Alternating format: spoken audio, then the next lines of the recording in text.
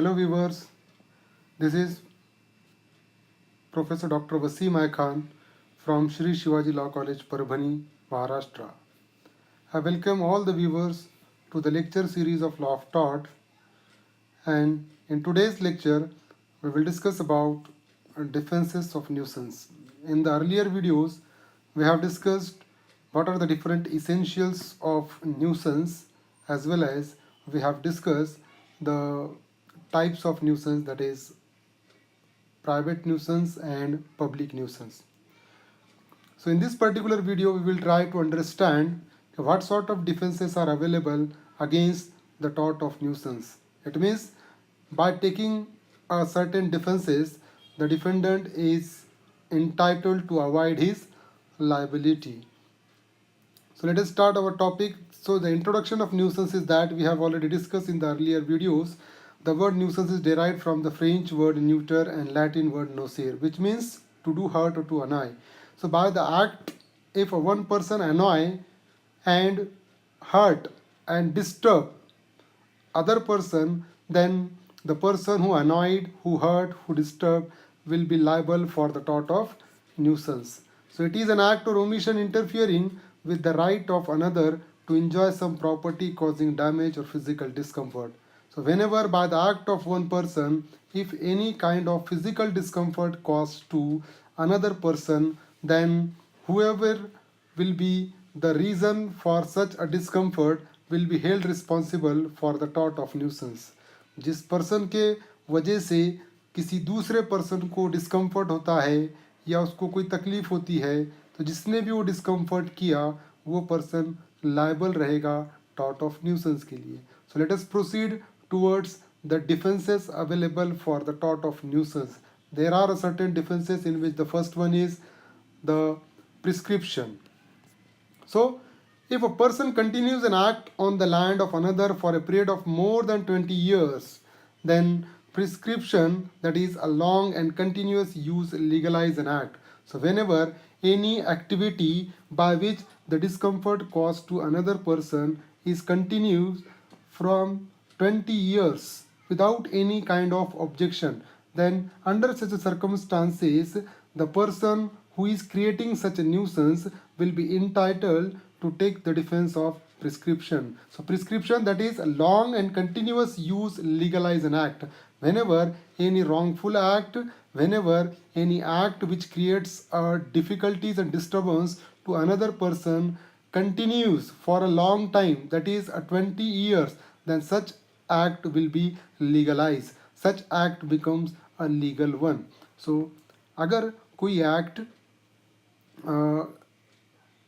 जिसके वजह से डिस्कम्फर्ट हो रहा है और वो एक्ट 20 ईयर्स से कंटिन्यूसली चलता आ रहा है विदाउट एनी ऑब्जेक्शन, कोई ऑब्जेक्शन नहीं लिया गया उस एक्ट के अगेंस्ट में, तो 20 साल ख़त्म होने के बाद अगर उस एक्ट पे ऑब्जेक्शन लिया जाता है तो डिफेंडेंट ये डिफेंस ले सकता है कि I am doing that particular act since from 20 years. तो डिफेंडेंट ये बोल सकता है कि मेरा एक्ट विदाउट ऑब्जेक्शन 20 साल से ज़्यादा से कंटिन्यू चल रहा है.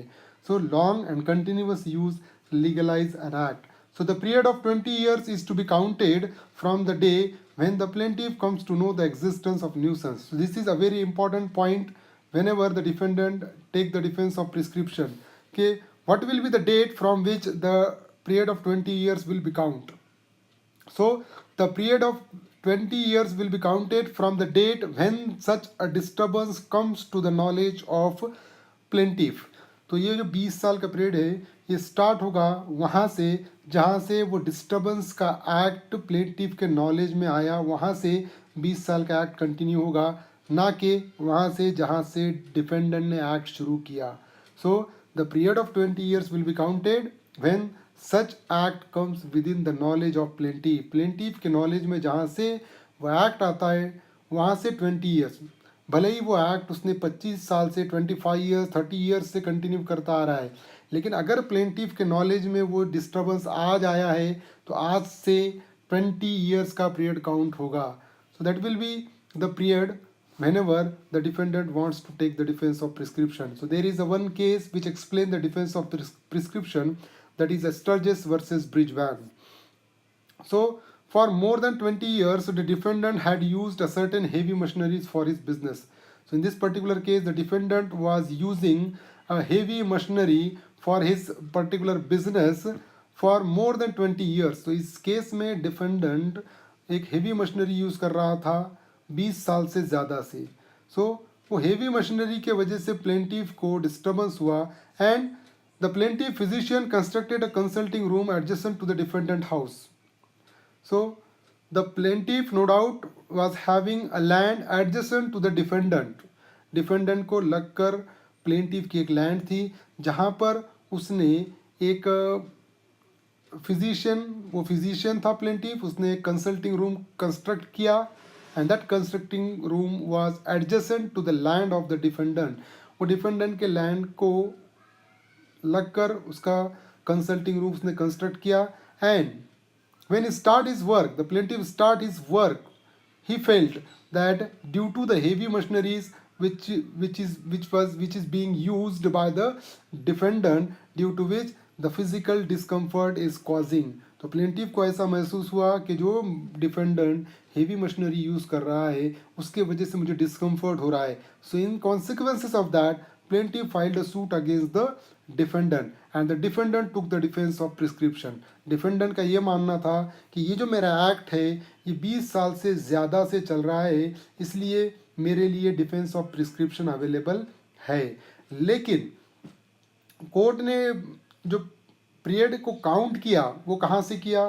द पीरियड जो पीरियड काउंट हुआ है वो जब उस फिजिशियन ने कंसल्टिंग रूम कंस्ट्रक्ट किया, जब उसके नॉलेज में आया हेवी मशीनरी के वजह से डिस्टर्बेंस हो रहा है, ये वहाँ से 20 ईयर्स काउंट होगा. And plaintiff immediately filed a suit when he felt that the physical discomfort cause to me. जब उसे लगा कि मुझे फिजिकल डिस्कम्फर्ट हो रहा है, प्लेंटिफ ने सूट फाइल किया and in this case the defendant was held liable for the tort of nuisance. Defense of prescription was not available for the defendant. The second defense available for the tort of nuisance is statutory authority.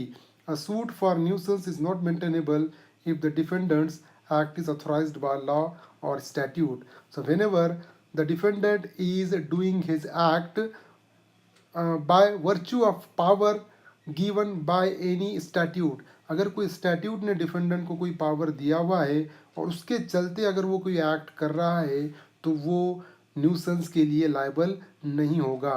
और जो कोई भी अगर उसके against में suit file करता है nuisance के लिए तो डिफेंडेंट डिफेंस ले सकता है स्टैट्यूटरी अथॉरिटी का. The defendant can say that such and such statute gives me a power to do this act and I am doing that act because the statute empowers me, and statutory authority is a defense available for the tort of nuisance. So construction of railway track and government work for public interest.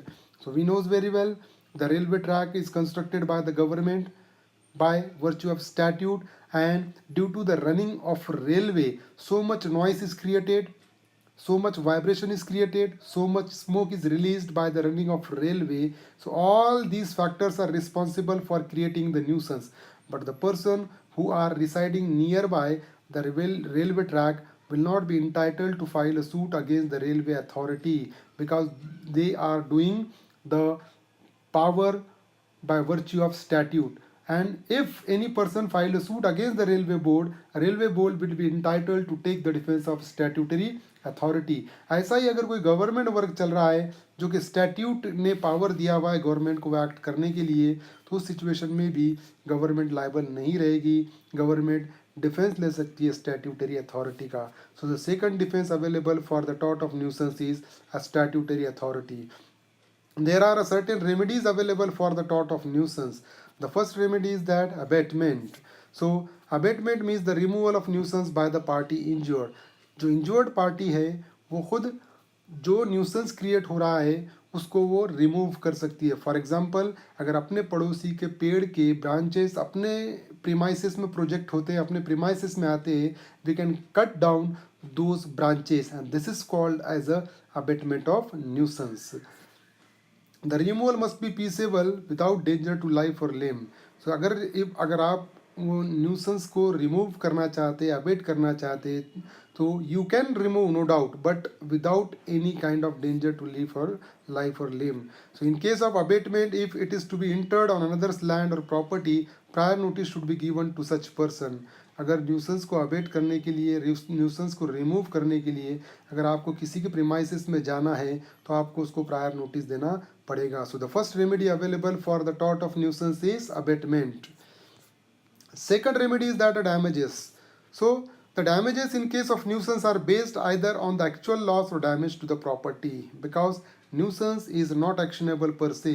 The person has to prove some loss. If he proves the loss, then only he will get compensation. तो damages compensation person को तभी मिलेगा अगर उसको कुछ loss होता है तब. And on the basis of calculation of such loss, the damages will be allowed, the damages will be given to the plaintiff. The third remedy available for the tort of nuisance is injunction. In order to obtain an injunction, the plaintiff has to show that the injury caused to him by the defendant must be present and not future. अगर person को, अगर plaintiff को injunction का order लेना है तो उसको ये कोर्ट के सामने प्रूव करना पड़ेगा कि ये जो इंजरी है, ये जो लॉस है, मुझे प्रेजेंट लॉस है, फ्यूचर लॉस नहीं है. So court can grant a injunction also. So these are the remedies available for the tort of nuisance. So here we conclude our topic. I hope you like this video, and if you like this video, please hit the like button and subscribe our channel, as well as hit the notification button so you will be notified with our latest video upload.